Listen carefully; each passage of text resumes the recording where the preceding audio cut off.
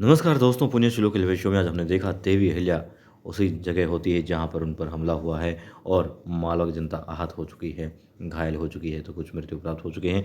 देवी अहिल्या रुआंसी हो जाती है, आंखों से आंसू बह रहे होते हैं और किस तरीके से अपने आप को संभालते हुए, प्रजा को संभालते हुए कहती हैं यशवंत से कि तुम यहाँ रहोगे और पूरा ख्याल रखो, किसी को भी किसी प्रकार की तकलीफ नहीं होनी चाहिए। जो भी ज़रूरत हो, जिस भी चीज़ की हो, तुम हर प्रकार से इनकी मदद करो, सहायता करो और वो चीज़ इन्हें उपलब्ध करवाओ। ठीक है। तभी मालेराव तलवार खींचता है, मैं उनसे कहता है मैं उस दुश्मन को नहीं छोड़ूंगा जिसने भी किया होगा। देवी अहिल्या कहती है इसे अंदर रखो और इस वक्त धैर्य की आवश्यकता है, क्योंकि धैर्य से कई बार दुश्मनों को बिना तलवार खत्म किया जा सकता है। और देवी अहिल्या कहती है ठीक है, दंड विधान अपना काम करता है, बेशक उसका प्रभाव समाज पर पड़ता हो, लेकिन आज जो हुआ है, देवी अहिल्या कहती है प्रजा के जो आंसू बहे हैं, देवी अहिल्या कहती हैं कि दंड विधान के साथ ही, उसके तहत ही इनके आंसुओं का बदला लिया जाएगा। फिर कहती है देखो जी, जो कोई भी हो तुरंत प्रभाव से पता करो और उस इंसान का फिर जड़ समेत खात्मा किया जाएगा। देवीला कहती है बहुत कड़ी सज़ा दी जाएगी उसे कि कोई भी मालवा की तरफ फिर आंख उठाकर देख नहीं पाएगा।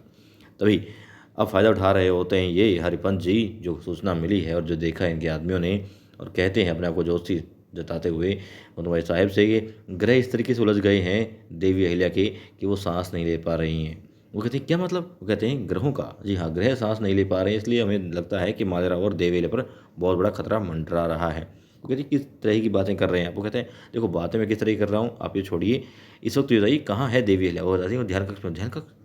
तभी गुरु जी अपना जाल फेंकते और कहते हैं सासूबाई चिंता मत कीजिए, मैं भी ध्यान कक्ष जाता हूँ सेना की टुकड़ी लेकर के, और उन्हें कुछ भी नहीं होने दूंगा, देवी अहिल्या को मैं कुछ भी नहीं होने दूंगा।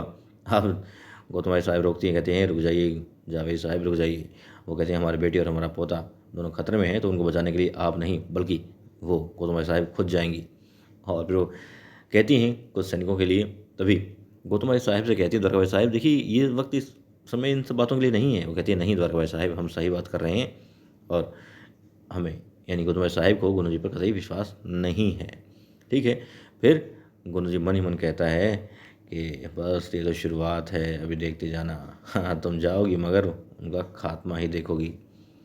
ठीक है। सैनिक भी आ जाता है और वो कहती है तुरंत प्रभाव से चल दो।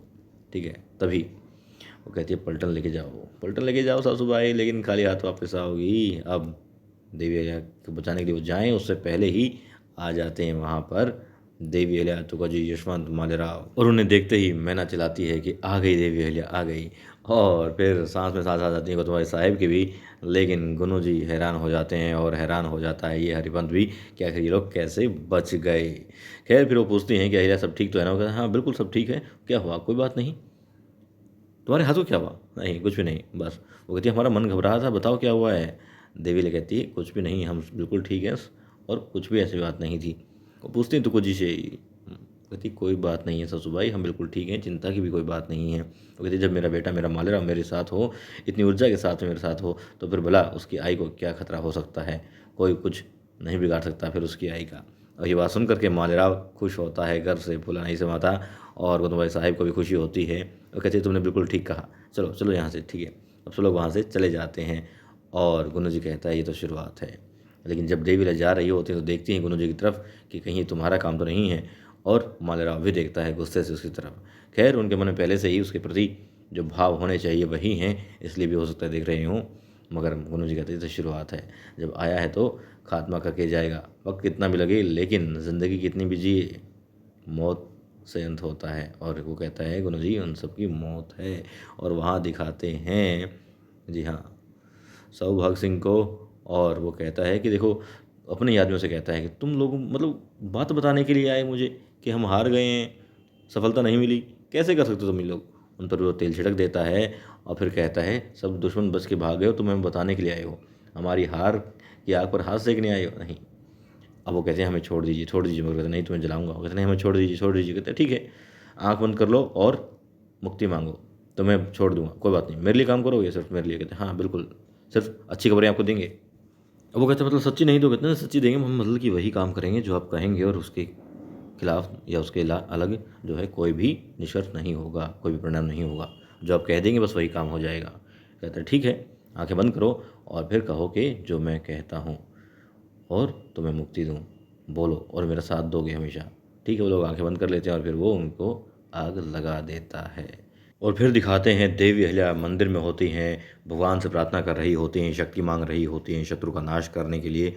गौतम बाई साहेब वहाँ पर आती हैं और कहती हैं, अहिल्या भगवान तो सदैव तुम्हारे साथ हैं और देखो इसी का परिणाम है तुम लोग सुरक्षित हो। अब देवी अहिल्या कहती है, सुरक्षित?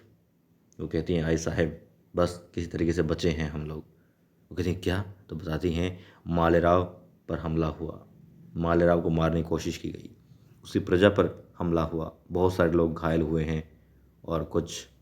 अब वो कहती हैं, क्या? तब देवी अहिल्या कहती हैं कि हाँ ये साहेब कोई बहुत नज़दीक है दुश्मन जो हमला कर रहा है, लेकिन बहुत जल्द, और मैं तो बस भगवान से इसीलिए शक्ति मांग रही थी कि उस शत्रु का नाश कर पाऊँ। और बल्कि क्योंकि मालवा की जनता पर इस तरीके से हमला हुआ है, इतने लोग मारे गए हैं, मालेराव पर हमला हुआ, तो कहती हैं कि मालेराव और उसकी प्रजा दोनों उसकी संतान ही तो हैं, और एक संतान पर हमला होना आय बर्दाश्त भला कैसे कर सकती है। वो कहती हैं कि सर्वनाश कर दूंगी उस शत्रु का, बस एक बार मिल जाए उसका तो बहुत बुरा हश्र होगा, ऐसा हश्र होगा कि कभी भी कोई दूसरा शत्रु मालवा की तरफ आंख उठाकर देखने की हिम्मत नहीं करेगा। अब देवी अहिल्या को गौतम बाई साहिब अंदर चलने के लिए कहती है, दोनों अंदर आती हैं तो क्या पाती हैं कि यशवंत और मुक्ता हल्दी वाला दूध पी रहे होते हैं। मालेराव से आग्रह कर रही होती है मैनाबाई कि वो दूध पी ले, मगर वो मना कर रहा होता है, कहता है कि नहीं कोई आवश्यकता नहीं है। मैना कहती है कि घाव जल्दी भर जाएंगे, जख्म भर जाएंगे हल्दी वाला दूध पीने से। कहते हैं अच्छा जख्म अपने आप ठीक हो जाएंगे, कोई बात नहीं। कहते नहीं जल्दी ठीक हो जाएंगे, आप पी लीजिए, माना कीजिए। तब वो कहता है कि जो दर्द देता है वही इस तरह की बात कर रही है। तब वो कहती हैं कि आप ये बातें छोड़िए और हल्दी वाला दूध पी लीजिए, क्योंकि जख्म पर मरहम लगानी बहुत आवश्यक होती है। तो कहते हैं अच्छा जख्म भी खुद दो और मरहम भी खुद लगाओ।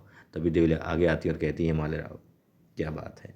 फिर वो गिलास अपने हाथ में लेती हैं और उसे पिलाना चाहती हैं। मालेराव देवी को पिलाता, कहते हैं आप भी पी लीजिए, क्योंकि आप भी तो मेरे साथ थी, आपको भी तो घाव आए हैं। ठीक है, वो पी लेती हैं और फिर मालेराव को पिलाती हैं और फिर कहती हैं जब तुम मेरे साथ हो तो भला मुझे किसी चीज़ की क्या फिक्र है, और क्या हिम्मत है, क्या मजाल है किसी दर्द की तकलीफ की कि मुझे सताए। सब लोग खुश होते हैं, मगर तभी आ जाते हैं तो कुछ और उनके भाव देखकर सब हैरान हो जाते हैं। दिल आगे बढ़ती है, पूछती हैं तो बताते हैं कि पता चल गया है हमला किसने किया था हम पर। बताते हैं कि रामपुरा के सौभाग सिंह ने हमला किया था। अब सब लोग चिंतित हो जाते हैं और वो कहता है कि चारों तरफ से घेर लिया है मालवा को, 3 लाख सैनिक लेकर के वो आया है। अब देवी और मालेराव कहते हैं कि ठीक है हम अभी उस पर हमला करेंगे। अब तो कुछ जी कहते हैं लेकिन अहिल्या हमारे पास सिर्फ 5,000 सैनिक हैं, बाकी जो सैनिक हैं हमारे वो मल्हार राव सुबेदार जी के साथ में हैं। तब देवी अहिल्या कहती है कि कोई बात नहीं, हम हमला करेंगे और अभी करेंगे, युद्ध की तैयारी शुरू करो। अब सब लोग जोश में हैं, उधर वो जोश में हैं और यहाँ देवी अहिल्या। सेना में अपार अंतर है, मगर हम देखते हैं आने वाले एपिसोड में कि मालेराव को वो अपनी गिरफ्त में ले लेता है। तो युद्ध संभावना है कि लंबा चलेगा, लेकिन देखते हैं किस तरीके से उसकी हार होती है और देवी अहिल्या मालेराव की जीत होती है।